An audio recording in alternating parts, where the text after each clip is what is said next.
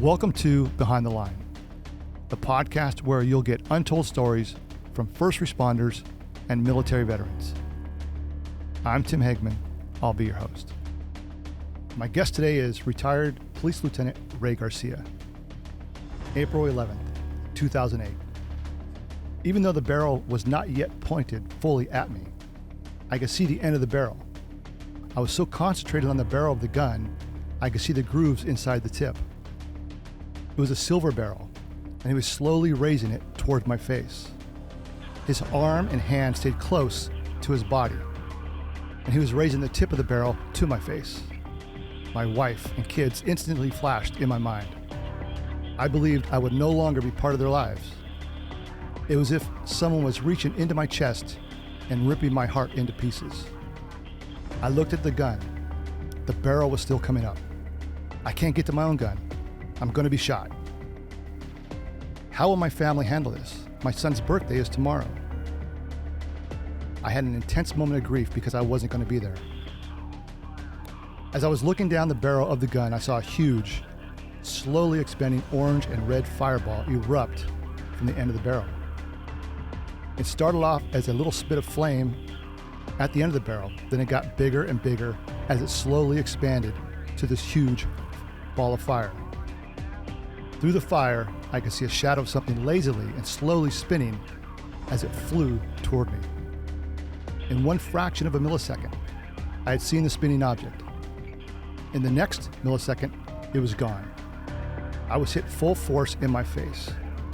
It was as if someone took a full-size, concrete breaking sledgehammer and swung it as hard as they could in my face. Wow, Ray, that is from a story that was told about you in a book called The Red Dot Club, Victims' Voices. That seemed like a long time ago, but I think part of this podcast is to hear your story and obviously learn what happened that evening. So with that said, welcome, Ray. Oh, thanks for having me. Appreciate it. Brought it all back. And we appreciate you taking the time to be part of the, the Behind the Line podcast. So thank you. Sure. So obviously it's been a long time. You and I worked many years together, neighboring cities in the South Bay. But with that said, here we are 2022, and you retired in 2020. Yeah, at the end of 2020, yes. How's retirement? Best thing ever happened. And I can relate to that. Yes, I can definitely relate. Yeah. What are some of the what do you do with yourself in retirement? Now, what are some of your hobbies? I like to play golf now. I didn't before. Wife's always got something for me to do. I got a routine. Go to the gym, get the stuff done around the house. If she has me working on some kind of project, I'll do it. Yep. And if not, if I don't have to, I won't. Always schedule a nap if I can, and allows me to be here today because I have a free schedule. Yep. So I enjoy it. Do you find yourself in retirement busier than when you were working? Well, I don't want to be, right? But sometimes I do. Yeah. Doing little things for my parents because they need some help here and there around the house, and besides doing things around my house. So you do find yourself doing things you wouldn't otherwise have done. But I enjoy it, and I enjoy waking up every day. Yep. Not having that thing hanging over my head, mostly from, wearing that uniform. It takes a toll on you. Yes, That's right.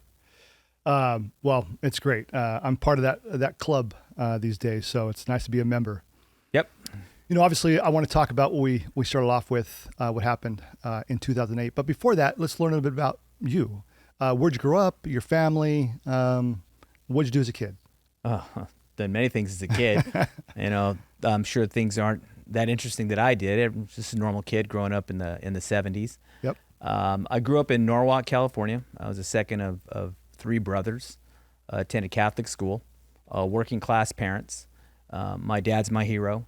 He's the guy that got up every day, worked two jobs in order to send us to Catholic school. So I attended St. Pius X grammar school and then on to St. John Bosco High School. After I graduated, I joined the Marine Corps, and that happened by accident. But But I was at a party, and I was complaining because I had joined the Army Reserves, and I was there. I didn't like it. And so I was complaining about it, and I was at a friend's party, and there happened to be some guy that was unrecruited as assistant who was a Marine. And that guy was at my door the next day, and I want to say within 2 weeks or a week and a half, I was gone. I was in recruit training. And so fortunately for me, I did very well in the Marines. I took to it like a duck to water. Yeah. And so I did some things that I enjoyed. I worked in a helicopter squadron, and then toward the end of my enlistment, I had the opportunity to apply for drill instructor school, and for some reason they accepted me, and I thought my shit didn't stink until I got to that school. Yep. And then I figured out, boy, you're a nobody here. Yeah. And then I was, barely squeaking by, put it that way. Yeah. And I was just happy to graduate the class. It was very hard, but was able to complete that, and started my law enforcement career shortly after leaving the Marine Corps. Met my wife when I was in the Marines. Oh, well, okay. Yeah, and she was in the Navy at the time. And so we have 3 kids together. I have a stepdaughter, and so they're all grown, in different parts of the country now. One in Colorado, my son's in Texas. I have another son in Riverside, and my last son, he's in the Marines. Oh, wow. Yeah, he just got back from a deployment in Australia. How long has he been in? Oh, less than 2 years. Oh, okay. Yeah. So he's a newbie. He's very new. Yeah. All right. Well, you got to be very proud. I mean, for all your kids, what they're doing, proud dad. Very proud. Yes. Yeah, good. I'm a lucky guy. So how old were you when you joined the Marines? I was 18. 18. And how many years did you serve? I did 6.5 years. Okay. And then, like you said, when you became a drill instructor, I mean, that's no joke. Number one, to be selected. Number two, to go through that course and to graduate and then do the work that you guys. Well, it's funny, because the course was pretty intense. They had, I want to say over 130 of us that started. And they told us, they said, hey, we're gonna launch as many of you idiots as we can, because we don't want people. They called it the street, the parade deck. Okay, They called that a street. And they said, we don't want anyone across the street that's not ready to exemplify what the Marine Corps stands for. And we're not going to send anyone who's not ready. Right. And so they said, we're going to put you on a drape, and we're going to shake it every day. And the strongest cats survive. Yep. And so finish the school, half of us didn't make it, Yeah. but then that's when the work starts, because you go across the street, and that's no joke. That'll take years off your life. Yeah. And so I was fortunate to make it my entire 2 years, one of, I think, less than 15 people. Wow. Started with 130, graduated like 60-something, and 15 people actually finished their 2 years, because it's such a high burnout rate. Right. Because you're there 24 hours a day, 7 days a week. And so some guys, it's just too much. And they say, hey, but you know what? And they have places for people to go that they get to still stay and keep their hat. Okay. But they don't have to train recruits daily. They call putting them on quota, things like that. So very few people actually stay the entire time. Oh, got it. Yeah, they'll do a year and a half, and then they go on quota for a little kind of like relaxed time. Yeah. Where they'll teach certain things, but they're not actually the day-to-day stuff. And I said, no, I'm going to try and make it, and I made it. And you did. I did. Yeah, only a few. One of a few. That's huge. One of the stupid few who said, I'm going to hang in there. But no, that's a huge accomplishment. So what year did you join the Segundo Police Department? Well, I was first started with the San Diego Sheriff's Department. Okay. So I got hired the beginning of 92. So I started testing in 91. I got hired there. And then I also applied with El Segundo. So I was a corrections deputy there. And at the time, and I'm sure you're aware, that no one was hiring. Right. And so I put applications everywhere, on God's green earth, and including El Segundo. I didn't even know where it was. And so I came down, took a test, and I think it was in 92, spring of 92. And then I got offered the job toward the end of 92, and then started the academy shortly thereafter. So you started in 92, you retired. Yeah, I think the academy started in 93. 93, okay. January, right when the first of the year, but we had got hired before. Got it. Mm-hmm. So when you were with El Segundo, what were some of the assignments you worked? And as you progressed up the rank to lieutenant?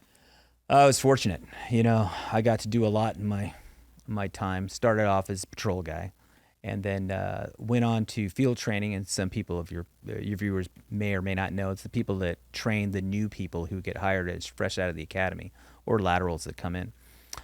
Did that. Then I was selected for K-9. I put in for that and was selected. Did that. That was a great job. Again, took years off my life. Was a member of our SWAT team. I think I've done everything. Went to motors, rode a motorcycle, did a stint in detectives, and as you progress up the ranks, you get more responsibility, so you get to do things like the fun things, like administration, Right. like internal affairs, Oh, yeah. All the things that no one wants to do, but someone has to do it. Right. And so, I made my way around the entire department, so there was nothing I didn't do. Out of all those assignments, if you had to pick one of that was my best time, what would that assignment be? I'm going to say the best time I ever had was a field sergeant. Yeah. Field sergeant, when I first started, I thought it was the greatest job in the world. You had great influence over the department. You were the risk manager, and you were in charge of your shift. Yeah. And so they were as excited to be there as excited as you were. If you were a lump, then they were going to be just the same. It runs down the leash, they say. Yeah. Just like when you have a shitty dog. Right. Runs down the leash. Right. Dog doesn't know any better. He's going to know it from you. Right. And so the same thing when you're a field sergeant. They're gonna take on your personality. So if you're gonna be a lump, then they're gonna be the same way. So I loved it. Yeah. At least that was the best job for me. Yeah, but guaranteed you weren't a lump. No, I tried not to be. No, guaranteed. I know that. So, okay. So, you obviously retired as a lieutenant. I did. And what year did you make lieutenant? Do you remember? 2005. Okay, 2005. And we're going to talk now about the incident that happened in 2008, your shooting incident. You were a lieutenant when that happened. I was. Yeah, so you don't see a lot of that, or hear a lot about, people in a lieutenant or above. You do occasionally, but not often in these types of incidents. So let's talk about 2008 and how that night started and what happened that night. Sure, I could tell you what happened, but you're right. Lieutenants generally, especially in the LA County area, lieutenants generally don't work like patrol, like a regular patrol officer, and it's no different, for me. But other smaller agencies across the U.S., lieutenant does do things like that. But here, I remember in 2008, I was in charge of special operations, which included traffic, animal control, and I handled all of the special events and overtime details in the department. And Pacific Theaters back in, I can't remember, 1990s, when they opened, we had a big influx of problems that came with it. And so as a result, we established what's called a theater detail. And the theater detail was there Friday, Saturday, and Sunday. And I want to say 5 or 6 hours, and it was there specifically to address crime. Property crimes, you name it, it was happening here. When my incident occurred, I think we had 3 prior shootings there. And so for whatever reason, we had a criminal element that liked to come to our theater. Okay, so we had to deal with it. And so again, I was part of special operations, so I was in charge of the scheduling part. And so on that particular night, the way it worked was 2 officers would be 2 of them, and these officers would sign up, and there would be a third as an alternate. And so when 1 or 2 would pull out, you go to the alternate and come in. On this particular night, there were 2 officers. It was Officer Scott O'Connor and Officer Rudy Kirchhoff were assigned to be there. Rudy called, said, hey, something came up. I cannot work it. I said, okay, let's go to the alternate. Go to the alternate. There was no alternate. And so I knew Friday night, and I think there was a movie called Street Kings coming out. And I said, Scott, friend of mine, he's not going alone, and I'll do it. And that's the way it worked. So if you had an alternate didn't show up, a sergeant would be next if they wanted it, if they wanted to work it. A lieutenant would be the last person to be called in or even asked. And so I don't even think very many lieutenants ever worked it. I would do it just because I thought it was fun, and if someone needed a partner, I was more than willing to do it. You step right in. Yeah. Yep. And so on this particular night, that's what happened. So I remember I went to the station. Scott was working an off-site detail. He showed up. We both wear a specific uniform for the theater detail, and that's a polo shirt that has, what do they call? They're like they're not patches, but they're like iron-on patches. Right. Silk screened, and it had police on the back, so you're readily identified as a police officer, and you wear more of a tactical pant, but you wear your regular gun belt, radio, everything else, and so you have a special call sign when you're out there, and you are responsible for this entire geographic area, and it just so happens that we're across the street from where it occurred. I'm looking at it right now. Yes, yeah, out the window. And yes. so our job was to be there as a visual presence and also to patrol the lots to make sure that nothing was going on. And we were lucky because as a result of this program, I mean, we really impacted crime. It went down. And so a visual presence was always good. When they saw the police, we want to make sure they see us in the lobbies, walking around, up and down the parking structures, so they see that the police are here. And that's exactly what we were doing. And if you'd like, I can get into what happened. So you're there, and you've had 3 prior shootings. It's a Friday night. There's a movie that's showing that may bring people in, maybe a criminal element. And so you guys may be, on high alert or just vigilant of what's going on. And were you, how'd you come in contact with the suspect in this? Well, what happened on this particular night, I remember it was about 9:30, and we got a cup of coffee at Starbucks, and we brought it back. And the theater, it has one central location where everyone funnels through and presents their ticket. And from there, they go into 16 different theaters. So it's a big lobby. And so we were right at the throat, and we were just watching. We were drinking our coffee, we were BSing, and just watching the crowd. Yep. And so we noticed that the manager was walking toward us. And we always introduce ourselves to the manager who was working that night and say, hey, we're going to be here. Keep an eye out for us, and we'll check in with you from time to time to see if there's any issues. And so we saw her walking toward us. And so she walked up and she says, hey, I got a problem. So what's your problem? And she said, well, there's a guy that's demanding a refund, and I'm not going to give it to him. I said, okay, that was kind of strange. Yeah. But I said, okay. She goes, and he refuses to leave. And so that was our mistake number one, is that we really didn't inquire as to what she meant by all that. Right. We went into, at least for me, police mode, let's just go in there, solve the problem. I was fully expecting to walk up to this guy and then say, we'll get you your money back as long as you agree to leave. Yeah. It'll be no problem. Just handle it low key. Low key. That was my thought process. And so if we had asked, which we didn't, we learned later, that he had been there in the arcade and that he was using some arcade game that was a shooting game.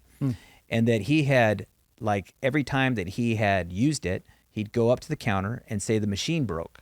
And he did it like 3 or 4 times. And they were giving him the money.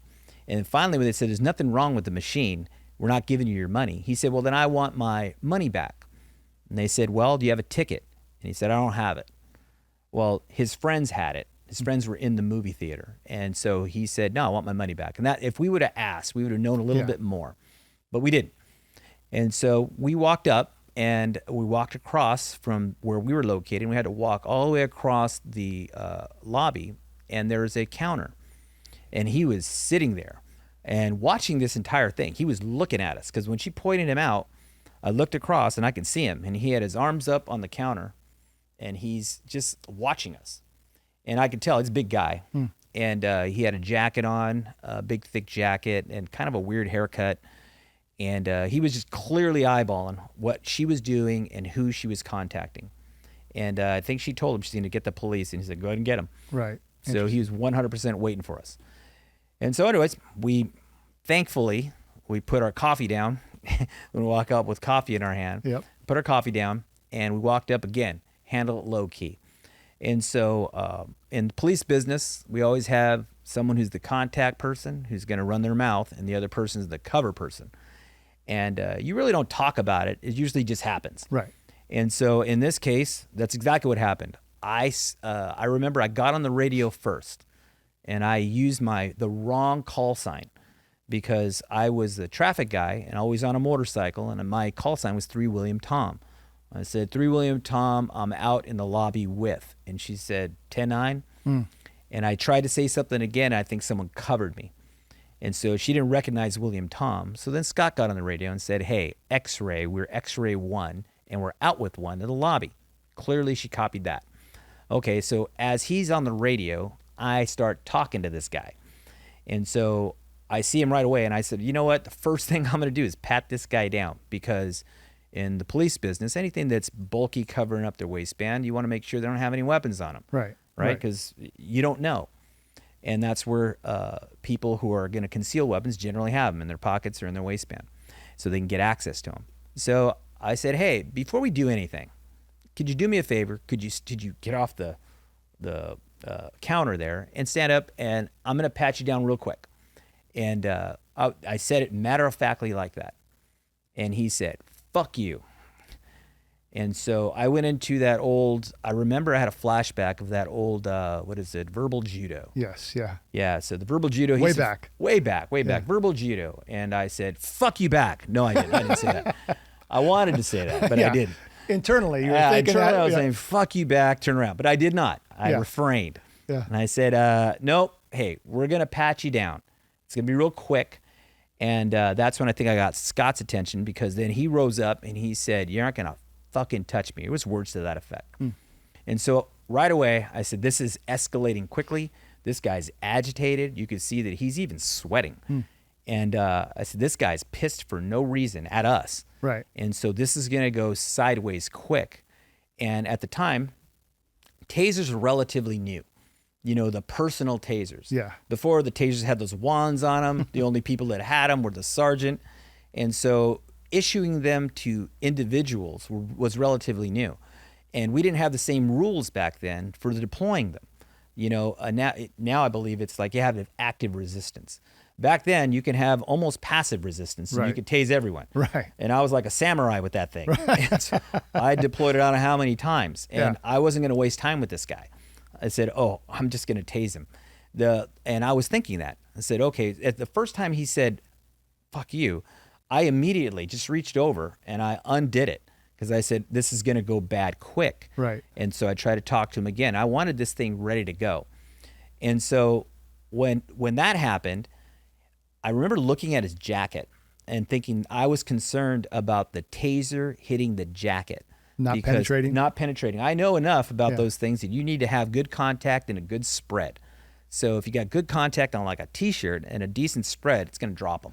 Right. However, I've also seen it where you have hit a jacket and then you hear the taser clicking. That means you don't have good contact. Right. And it's not going to work. And so for whatever reason, I was concentrated on that shirt with this thing. So he started to do some kind of break, some kind of movement to the right. Scott picked up on it really quick, because he grabbed him. He grabbed him by the arm and the elbow. Okay, I remember that. And so after that, the taser was out. I said, okay, we're going to go hands-on with this guy, and he's not going to like what's going to happen, because I'm going to tase his ass. Right. And so I remember seeing that shirt. I said, what a beautiful mark this is.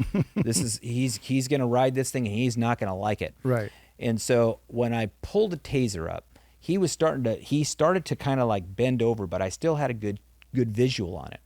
And so I went to pull the trigger. Nothing happened. And I'm like, you idiot. It's on safe. Oh, yeah. You know, when you pull a handgun, you do it so often and you train with it so often that you know exactly how it's going to work.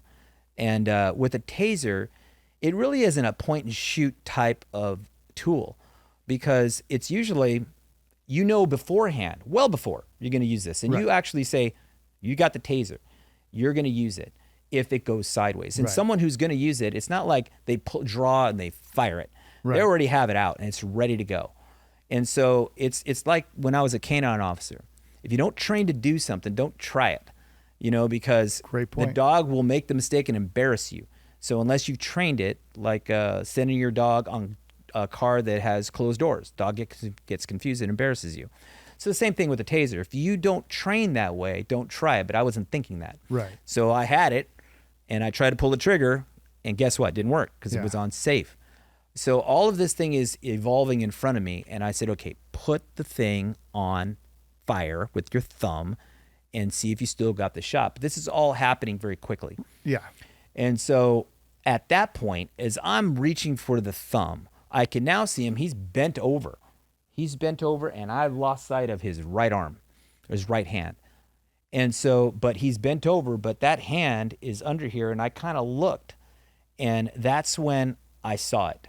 So what he had done is he had immediately reached under his big white shirt, and he had hold of looked like a 38, and it was a silver gun. And so he had it, and it was like this in his hand. And so my eyes went directly at it, right, and fixated on that.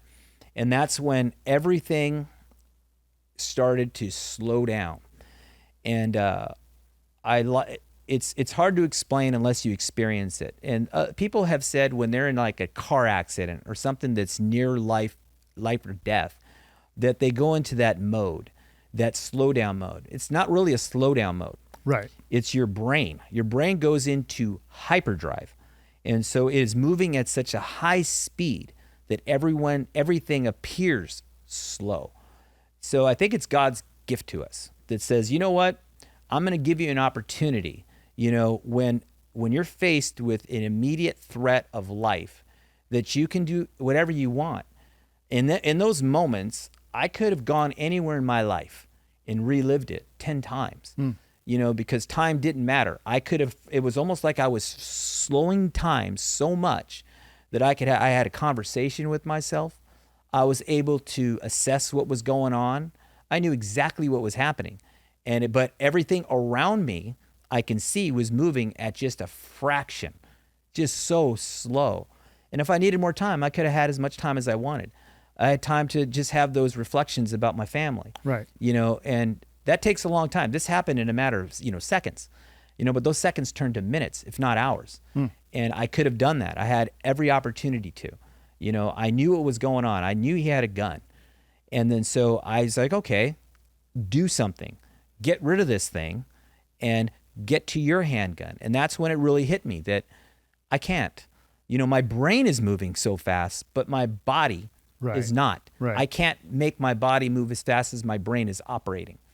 You can only move as fast as time will allow you. But time in your brain is different. Right. And so I tried. I remember seeing that thing in my hand. I remember trying to release, but it was so slow. And that gun was coming up so slow. And I can look at it. I was studying it. And I said, oh my God, just like the barrel is right there. I could see the grooves in this barrel. I could see everything, his movements. I could see sweat coming off of his head. I could see Scott, the muscles in his arms start to strain. Everything was so slow and deliberate that I said, this is divine intervention. This is God gave me an opportunity that I know what's going to happen and I'm behind the 8 ball. You brought a taser to a gunfight. Right. And you're not going to be able to get rid of this and get to this in time. You're going to get hit. And so I told myself based on the angle, I did all the math. I said, this is coming toward me. Right. And he's going to pull the trigger. I just don't know where it's going to end up. I even thought, blade yourself perfect so that if it hits you, you can absorb it in the chest. Your plate? Yeah, my plate, my vest, everything can get hit here.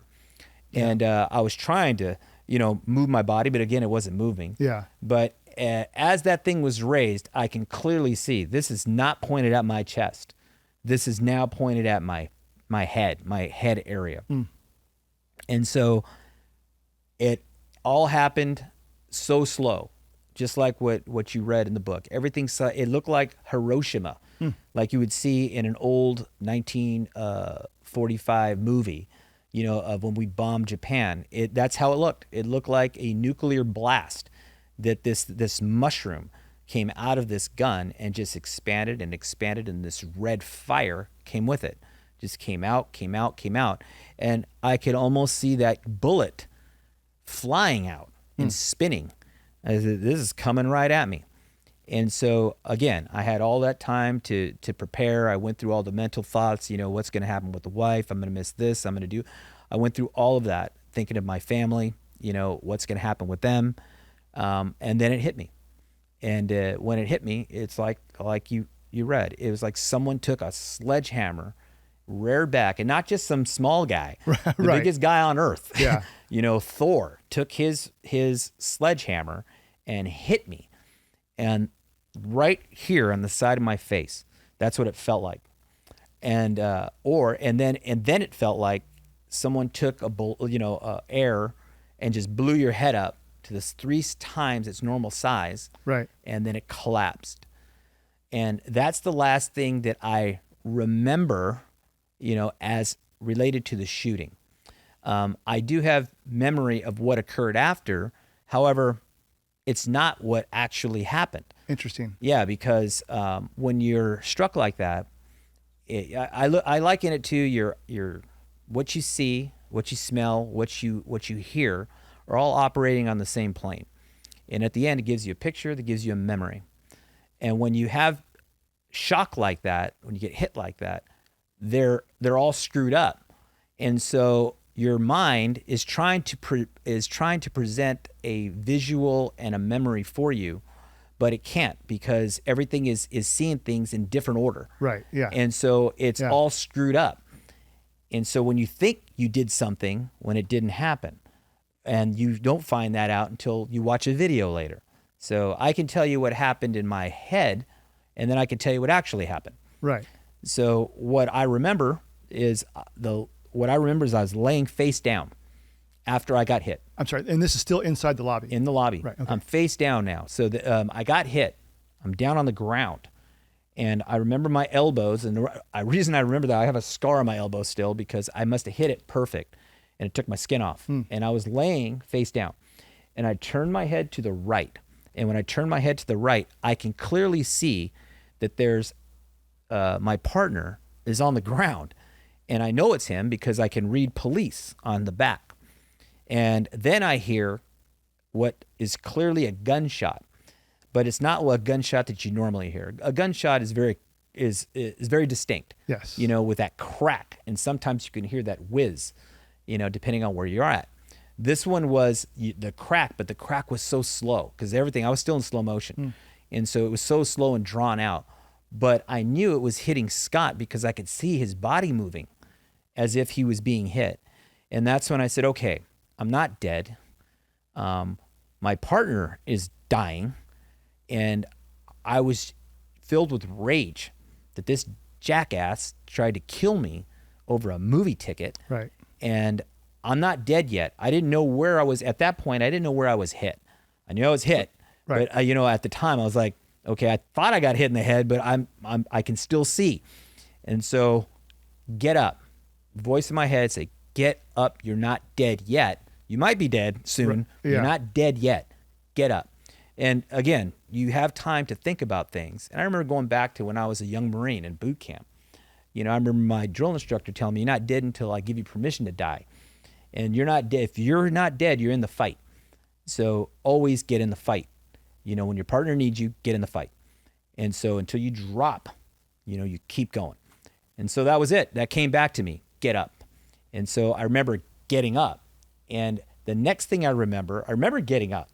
And so the next thing I remember, I was on a knee. And I was now kneeling at the doorway of the theater. So it just like jumped time. Like the entrance of the theater? Yeah, the Okay. entrance that is right there's a apron outside, like a sidewalk. Oh, okay, yeah. And so I was at the doorway, and I was at the door frame on my knee. And I don't know how I got there. And I remember looking, and now there's a guy, the suspect is now on the ground face down. And I look over, my partner, Scott, is now on his butt, and he is facing the guy. He's got his gun. He's got his back up against a railing, and I'm looking directly at him, and he's pointing his gun to the right, and the guy is laying there, and I was confused. Yeah. I was like, how did that happen? And then next thing you know, the guy rolled over. He rolled over and started shooting. I was like, oh my God. And then Scott started shooting. Then I started shooting. I was like, this guy is like, how did this happen? Right. And so then it was quiet, and it was deathly quiet. And that's when now the guys stopped shooting. And then some reason I hear something off to my left. And I look, and there's a guy, I'm assuming was his friend, and he's got a gun. And he's got a gun up in the air. And so I reached over and I fired at him. And then a girl grabs him and they go away.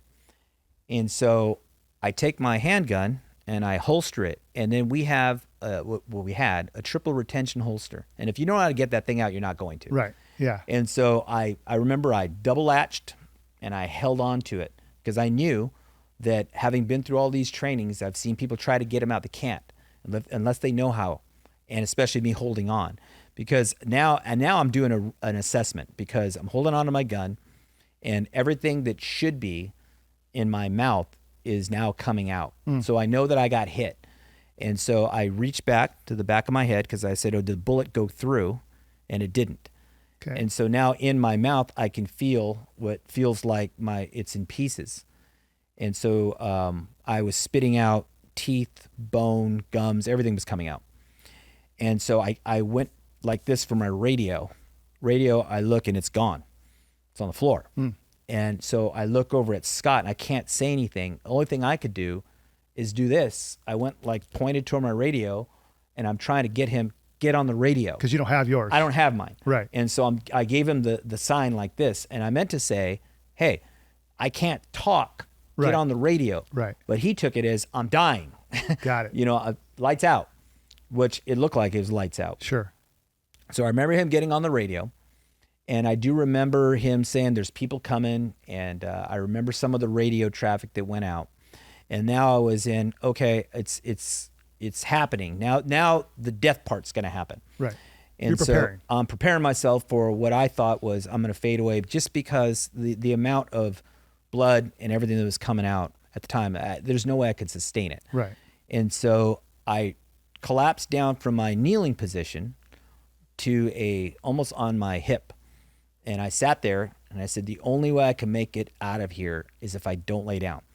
So I'm going to try and stay up as long as I can. If I pass out, then I pass out. Right. And I also said, hold on to your gun because we're in Indian country. These guys, I don't know where they're at. I can't protect myself anymore. So the only thing I can do is protect my gun. They're not going to take it and shoot me and shoot Scott with it.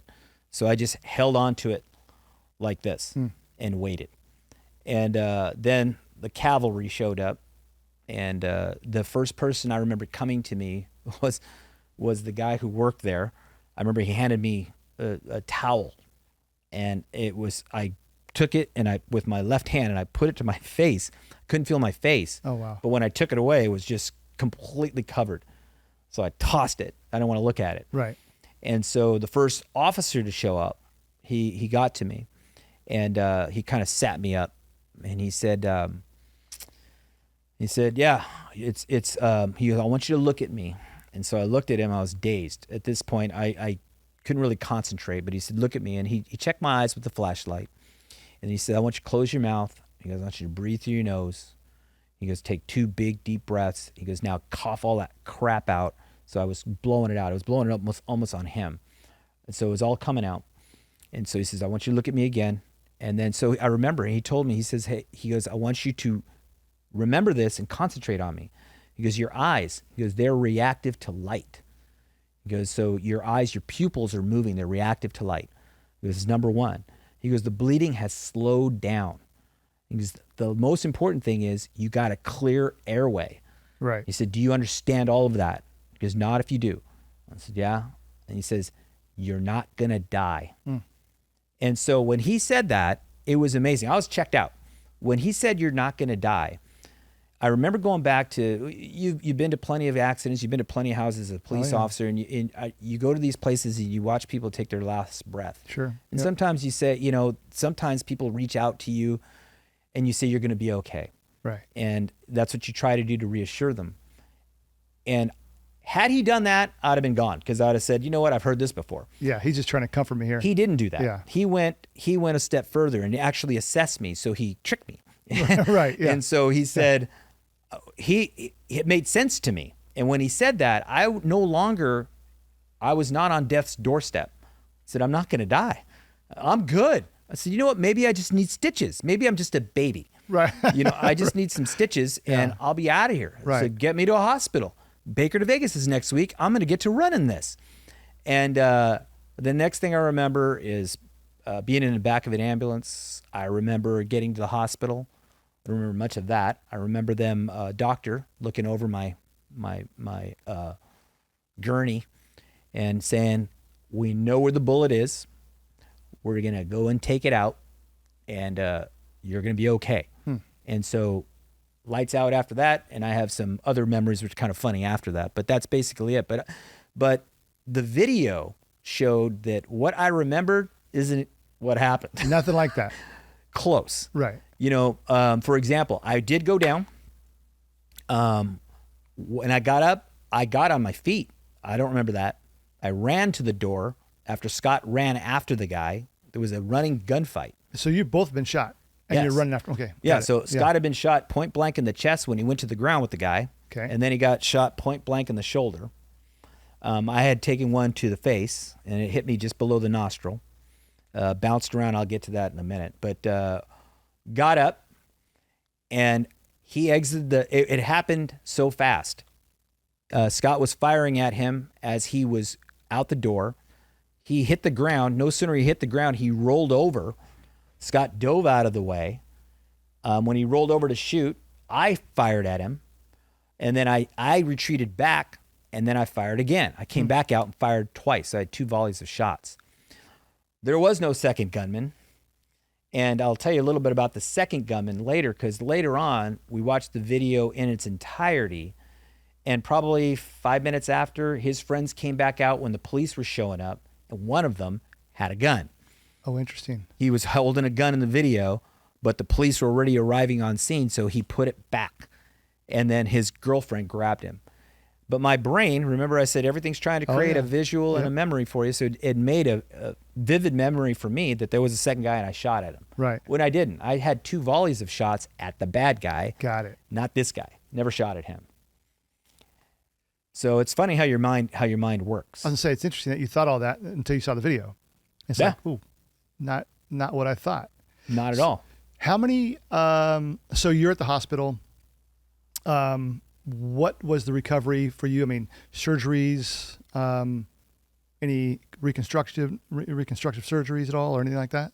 Yeah. So in the hospital, if you got time, I'll give you a couple we're things. good. Yeah, we're good.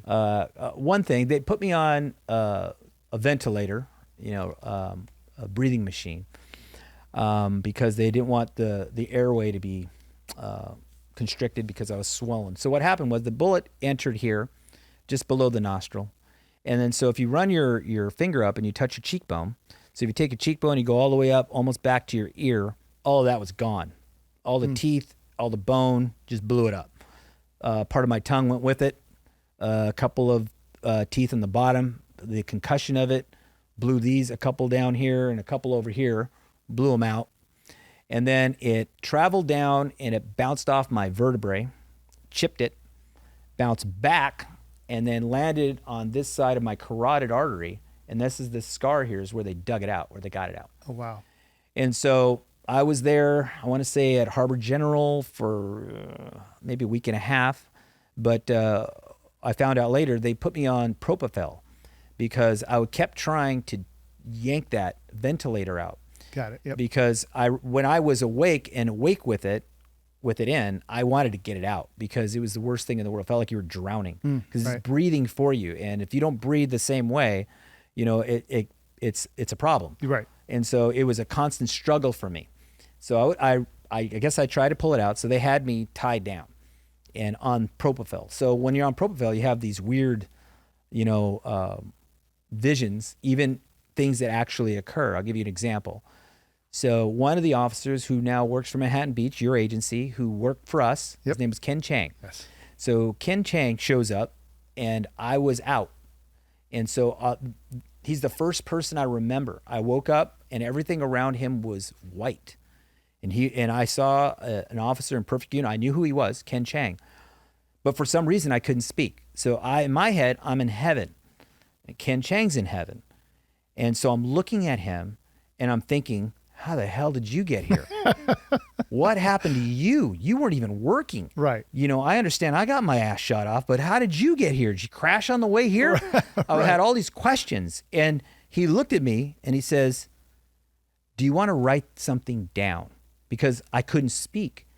And so I nodded, and he handed me a whiteboard with a marker. And I was like, holy shit.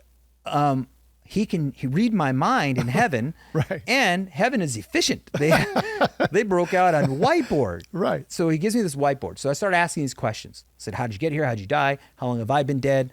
All these questions about heaven and earth. Right. And I gave it back to him, and he looked at it, and he studied it.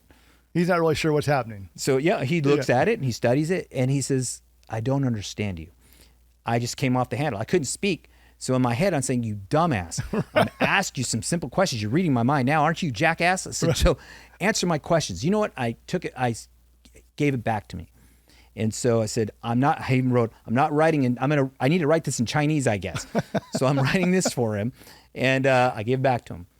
And he again, does the same thing. Says, I don't understand. And then he turned it. And it was just gibberish. It was nothing. Gosh. And I looked at it, and I remember taking a breath, and I was out. I was out again. And then the next time I woke up, there was a nurse standing there, and she's looking at me, and she says, you have to go to the bathroom. And I'm like, I have to go to the bathroom.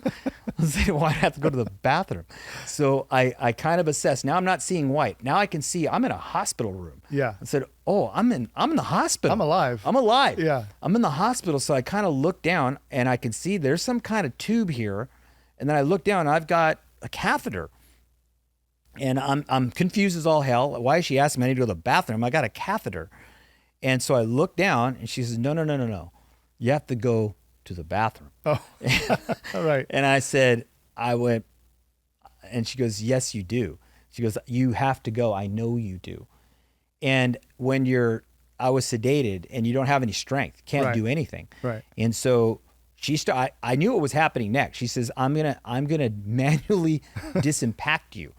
That's what she said. Oh, wow. And you remember that? I remember it. Yeah. And I looked at her and I went, no, I don't have to go. Don't. And she wasn't reading my mind because I couldn't speak. Right. And so I'm trying to tell her with my eyes, and she's just not going for it. And so I feel myself rolling over. I hear the snap of the glove, and she, whoop, yeah. And then she starts rooting around. And I was blown away. Right. Yeah. And so when she was done, and she goes, oh, I guess you didn't have to go. So those are funny stories. Oh, yeah. Yeah, that I was like, oh, but eventually I came out of it. Eventually you removed all the tubes where I could speak, and then because they put you're on a ventilator, you get pneumonia. And so it was a pain. So I was there for, I'm going to say a week and a half, maybe not quite 2 weeks. And then they carted me off to Cedars, where I met some specialists to figure out how they're going to put Humpty Dumpty back together. Yeah. And because I knew that I couldn't eat, so they had me in a feeding tube, and eventually soup. And when I was at Cedars, it's the first time I got to see myself. Oh, really? Yeah, because I had no idea, you know, and so I got to see myself in a mirror when they unhooked me with everything. And when you're laying down on your back like that, you can't just get up and walk around. It's not the movies. Right. And so you sit up and you just start spinning. If you stand up, you're not going to stand for long. You're going down. You're going down. Yeah. And so it takes a long time for your body to acclimate, and you're used to being laying down, and it's just, you can't walk. And so that was the first time I was guided with the, walker. I went to the bathroom because I said, God, I want to take a shower. Yeah. And I looked in the mirror. I just couldn't believe what I saw. I was like, oh, I had longer hair, and and I had, beard. My eyes were just bloodshot red from the blood vessels. And then I figured out why that happened, because I had some memories of them sucking the fluid out and seeing nothing but red because it was so painful. Right. But and that's what happened. They were sucking it out, and my blood vessels were bursting from my eyes every time they had to drain my lungs. And so did all that, and eventually the specialists came in. They tried to figure out how they're going to do it. Eventually let me go home, and then I went to some specialists in Beverly Hills, and they had to come up with a plan. And so the plan was, your upper palate is in pieces, so we have to now bring them all back together, anchor them here in your jaw, and then that was the first part. So they did that. That was horrible.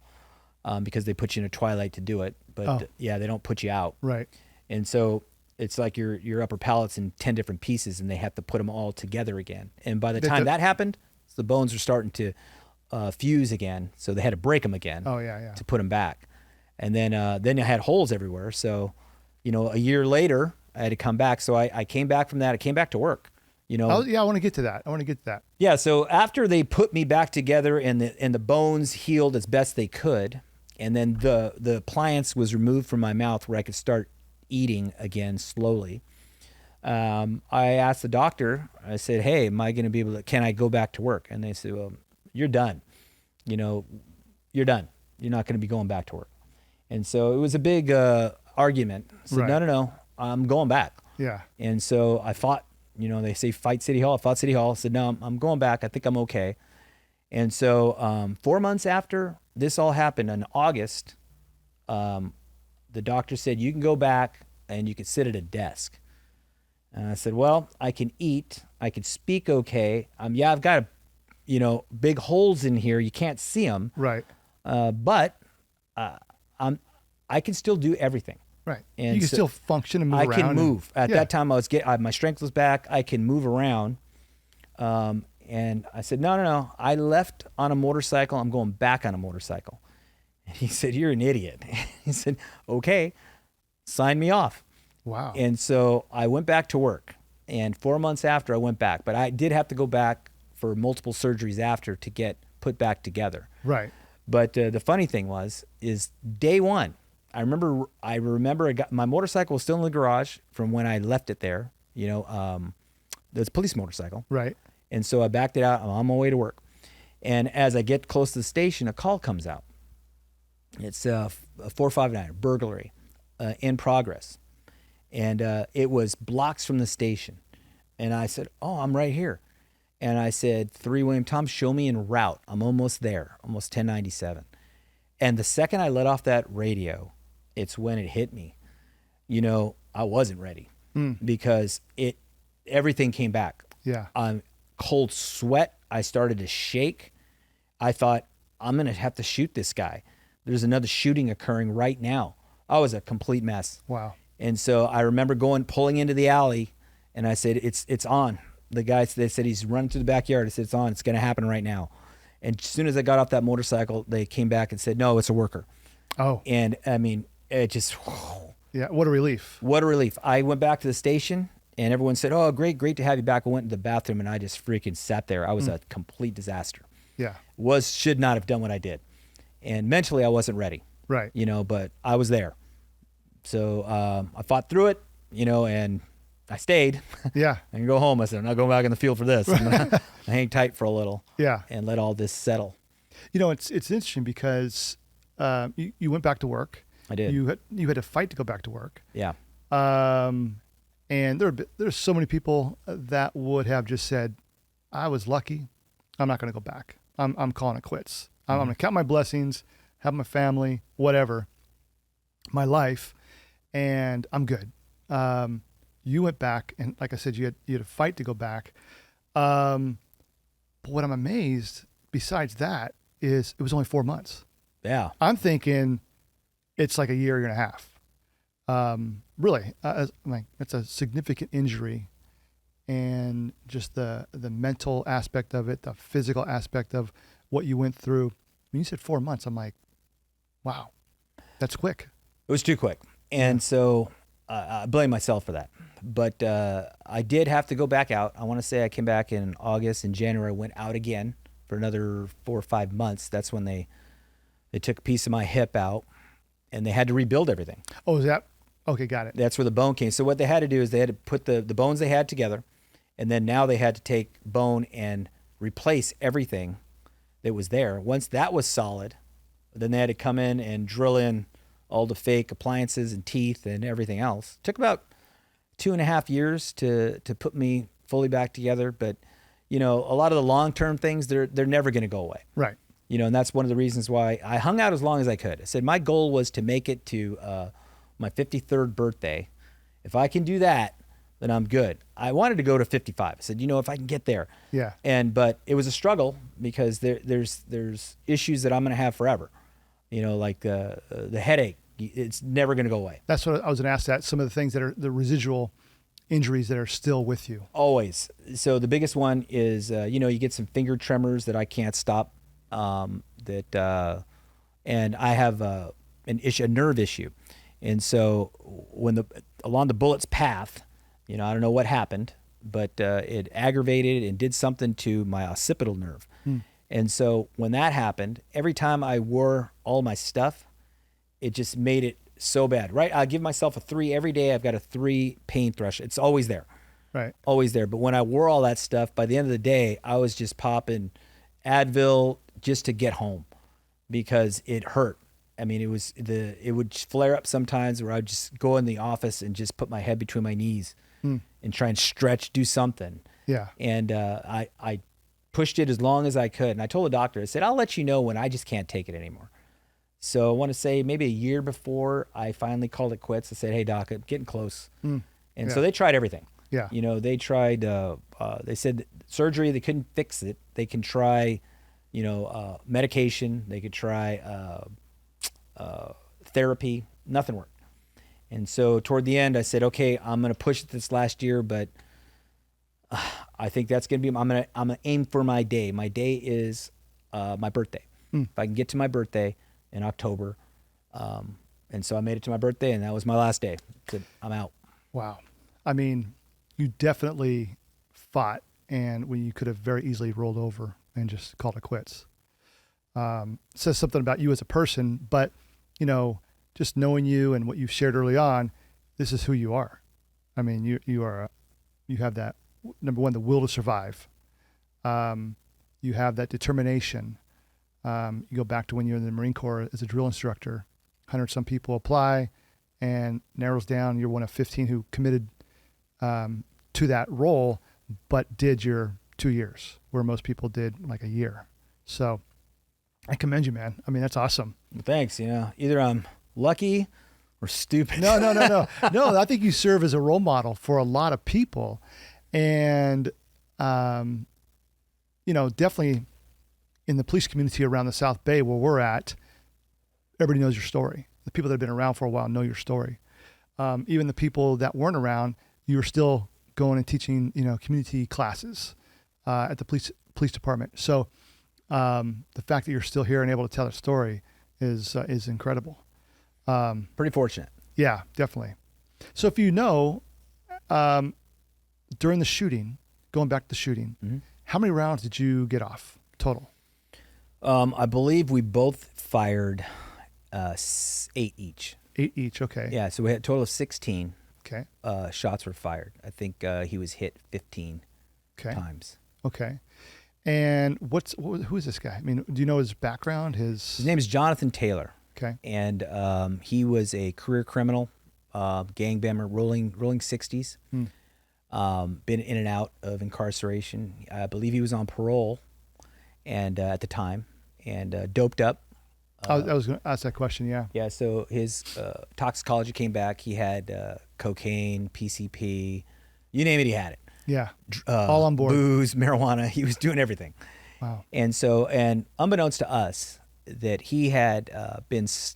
I guess they were watching him. Some kind of LAPD team was watching him or looking for him. Oh, interesting. Yeah. Because he had a stolen gun. And I want to say the weekend before, he was flashing that gun at a party, and LAPD didn't take him into custody. They said, we're going to get him another time. And so it just so happened the same gun he was flashing around was the same gun he used to fire on us. They didn't know. Yeah. And that he used on us. And, I don't feel bad for him. I feel bad for his family. Yeah. He's someone's kid. And, to this day, I know his name because every morning when I wake up, everyone has a routine. My routine is going to the gym. But, when I wake up, I'm not a religious guy, super religious guy, but I believe in God, and I say a prayer. I say prayers every day. Thank him for what I've gotten, that I'm still here. But I also, I pray for his soul. I pray for 3 souls, really. Him, because I hope that God forgives him for what he did and allows him to move on to this whatever's in the afterlife. And for Scott and I, because, we had to take his life. And, you feel guilty sometimes. Yeah, sure. That you had to end someone's life. And it wasn't my fault. It wasn't Scott's fault. We just did what we had to do. I don't dwell on it, but I do, thank God. And I do pray that, one day when we're standing in front of whoever it is that says, no, you guys were okay with what you did. Yeah. And I think we're okay. I think you're okay. I'd like to think so. Yeah. But he'll be forever in my thoughts and prayers. I don't have ill thoughts toward him. A lot of people say, "Don't you hate him?" I said, "No, I hated him at that night. I hated him then." Yeah. In that instant, that rage. I don't hate him now. I actually feel sorry for the guy. Yeah. He died for nothing. But this guy, he ambushed us. Oh yeah. He knew exactly what he was doing. You know what a parolee does. Oh, yeah. If a parolee, they avoid the police. This guy was on parole, and so they can't even have contact with the police, or they get sent back, for that bullet. Or in this case, he had a gun. So he knew exactly what he was doing. Yeah. He knew that the police are coming, and I'm going to do what I'm going to do. Yeah. And so he had a plan. He was actually pretty good at it because he hit 2 and even hit a 3rd person. Oh, really? Uninvolved. Hit some other guy. Interesting. Yeah, hit him in the leg. Oh, wow. Yeah, that happened to be in the theater at the concession stand. Well, I didn't know that. Mm-hmm. Interesting. Well, it goes to, your reaction and Scott's reaction when this went down would not have been so quick, or you wouldn't know what to do. You go into the taser.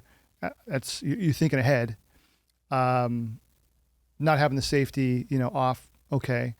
But the fact that you thought about that, a lot of it goes back to your training. So can you talk about just real quickly how much of your training before this really came into play? And some guys may take training. It's not going to happen to me. I'm not going to put a lot of effort into training, into anything they do. But how much did the training that you did prior really help you in this incident? I think it was everything. Yeah. Because you're doing things without thinking about it. Whether it be unholstering your weapon, putting it back, getting good sight alignment, sight picture. All these things are automatic, and you don't realize it until it's happening in front of you. And so you have to be able to, that's part of your training. And it's the same thing. You don't do something unless you train for it. The same thing with tasers. We went over that after, say, hey, you know what? We should probably, if you practice it, if you're going to do it, practice it, because when shit hits the fan, you're going to revert back to your training. Everything's about training. Right. Even when I was in those moments where I was, in my own head, thinking about my life, I was thinking about my holster, because my holster is a triple retention holster. And I literally went back when I was the field training sergeant, when they were at the Orange County Sheriff's Academy. They had one of our recruits down there, and it was a will to survive exercise. And the exercise, they told us, we're going to take his gun away. We're going to beat his ass. Right. We're going to take his gun away, and we're going to kill him with it. I said, wow, okay. And so they ran this guy all over the place. He through an obstacle course with red mans, and by the time he got to fight the guy that's in a room, he was already exhausted. And the exercise, they're going to kill him with his own gun. So I watched it, and all this was playing in my head. Interesting. To training. So when they got to the point where they're going to take his gun, they couldn't get it out. These are the instructors. Right. They couldn't get his gun out of his triple retention holster. They took his gun belt off of him. Still couldn't get it out. I literally, and the whole time they're kicking this poor kid's ass. Right. Yeah. And they're beating him up. And I walked over. I said, please stop beating my recruit. Let me get the gun out for you. And then you can kill him. So I got the gun out and I gave it to him. Right. And so all that played back in my head. Yeah. About this triple retention holster. How does it work? How good does it work? I saw it. And so that's when I double locked and I held on, because I knew that no one can get it. And they weren't going to use it on me, and they weren't going to use it on Scott. And so I think training is everything. Even at the time, fortunately for me, I think this had a lot to do with it. I was training for Baker to Vegas. So I think I was in the best shape of my life. I was ready to run. Right. And so I had good stamina, which allowed me to get through this. So I think the training is about everything. Yeah. You know, and again, if you don't train for it, don't try it. You know, that's why it's important to train for every scenario if you can. Sometimes you gotta, adjust, but you try to train. You know, just like you do with felony traffic stops. That's right. You do a felony traffic stop, normally you train the same way, right? Car here, car here, car here. It's never like that. Right. Exactly right. Right. Yes. It's never like that. So you got to mix it up. Have the car sideways. Improvise. Yeah. Have the car facing you. You know, you do things that are different. Yeah. And so even when we gave talks to police officers before I retired, I always tell them how important it is to train for realism. You know, if you're training defensive tactics, you got to get into it. Oh yeah. You know, you can't just half-ass it, because it's not going to be like that when you're in a fight for life. And especially in the field with any police officer, there's two things going to happen to a cop. Every cop. I tell the new guys, there's one, you're going to fight, not because you want to. Right. It's because that's just part of the job, and because people don't like to be told what to do. Right. Exactly. And they will fight you for it, and you're going to fight. The second thing is you're going to bleed. I just can't tell you how much. Right. In some cases, like me, it's going to be a lot. Others, it might be a little, but it's going to happen. You know, just like dog handlers. There's dog handlers. There's those who have been bit and those who will be bit, because it's going to happen. It's going to happen. Yeah. Yeah. It's going back to the training to defensive tactics, just real quick. I took that serious. I was a young officer, but there was one time where we really got into it, and it was me and like 3 guys, defensive tactics guys. And they had me, but they literally put me down and laid on me. Mm-hmm. I couldn't breathe, and I was in panic mode. And at that time, I realized this is serious. These are my friends doing this, who are going to, help me up afterward. It's not going to be so friendly on the street. So no, bad guy's not going to help you up. Not going to help you up at all. And you're going to have, by the way, it's funny, you know, because when you train in defensive tactics, you're pretty light with all the stuff you have. Yeah, yeah. I'm a believer, put everything on. Yeah. Because you're going to have all that bat gear on and on the street. So you might want to put it on when you're training, because you have to feel how it's going to feel with, 40 pounds of crap on. It's important because it makes a difference. Definitely. Yeah. So we'll wrap up here in a minute here, but before we do, is there anything like something you learned that you would like other people to know about, or words of wisdom or advice or suggestions? I mean, some people watching this may still be in law enforcement. Some people may be retired. Some people may not be in law enforcement, but they can always learn or hear something from the perspective of a police officer. Anything you'd like to share? Yeah, I would say for the police officers, it's take your time. Number one is don't rush in. Get all the information you can beforehand, because it might change the way you're going to handle things. For example, in this case, if we would have slowed down, we would have found out a little bit more about this guy.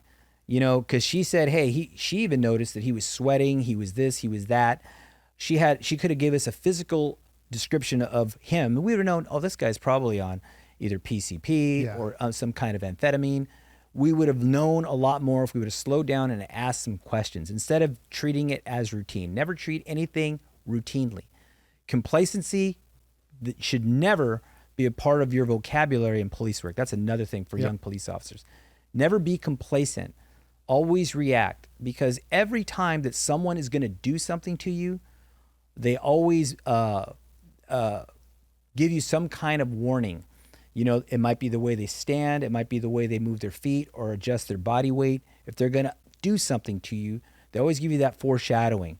They project what's going to happen. That happens on traffic stops when they're looking in the side view mirror. That happens when they're going to assault you, when they blade their body, they do something. Don't stand flat-footed. Don't be complacent and react. That would be number 2.